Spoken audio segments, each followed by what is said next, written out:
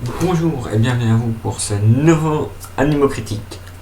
Aujourd'hui, oui, je suis un peu foufou parce que je vais parler d'une adaptation Netflix. Déjà, c'est pas rien. Mais en plus d'un jeu vidéo.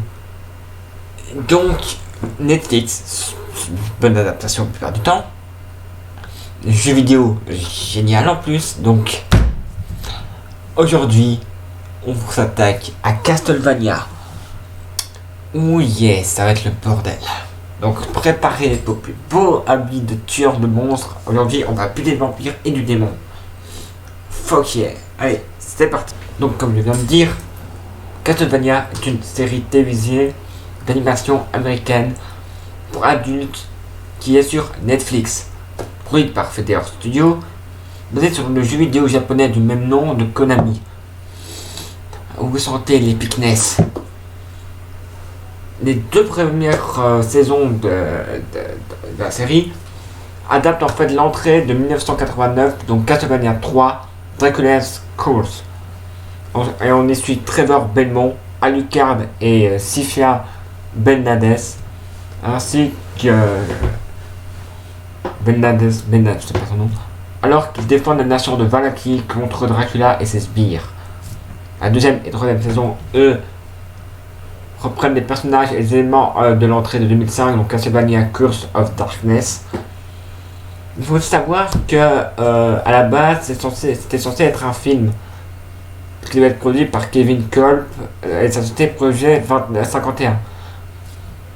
Sauf que c'est rentré dans ce qu'on appelle un enfer de développement, donc que des soucis à la suite de l'autre.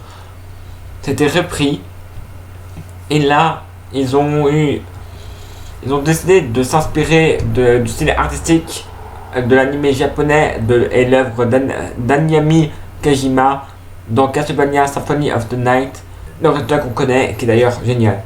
Donc la série a été créée sur Netflix le 7 juillet 2017, qui a été renouvelée avec 2 saisons élargies de 8 épisodes le même jour.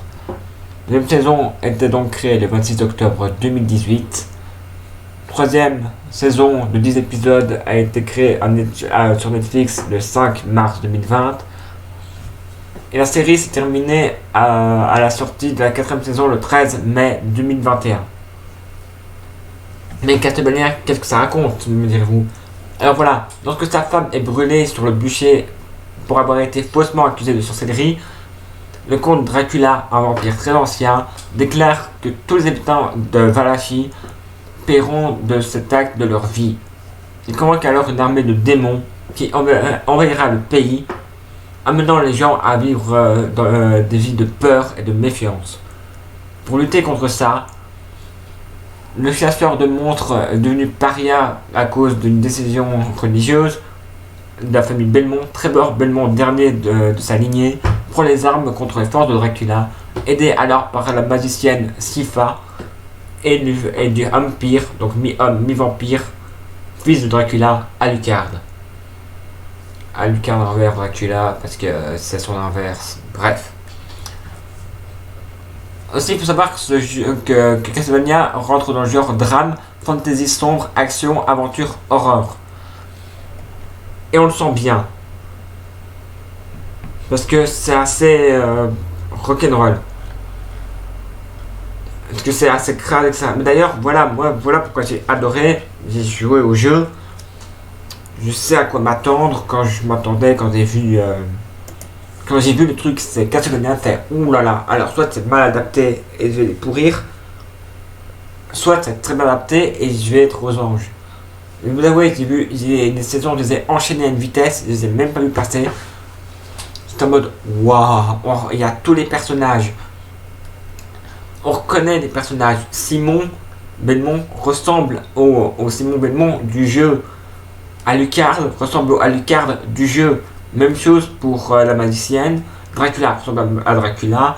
Tous les généraux de Dracula ressemblent à ce qui doit être dans le jeu.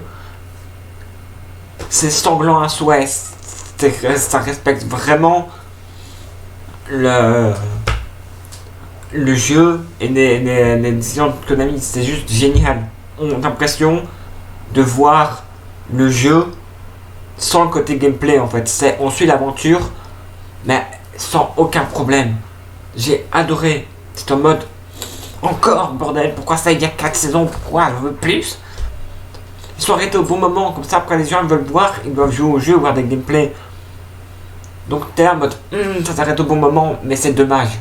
Mais d'un côté, le 10 ils auraient dû reprendre, chaque fois ça aurait été assez redondant. Dracula qui meurt, il ressuscite, il remeurt, à force ça aurait été assez redondant. Mais ça respecte trop bien, tellement fidèle. J'ai l'impression d'avoir vu un avant les jeux en fait, l'impression de voir ce qui se passe avant que le jeu ne commence réellement. Et c'est ça que j'adore. Désolé, je bois en même temps parce que c'est... Bon. J'ai fait le tour assez rapide, j'ai dit que j'adorais. Bon, sur ce, je vous dis à bientôt et n'oubliez pas, Vampire Don't Dies, même Dracula.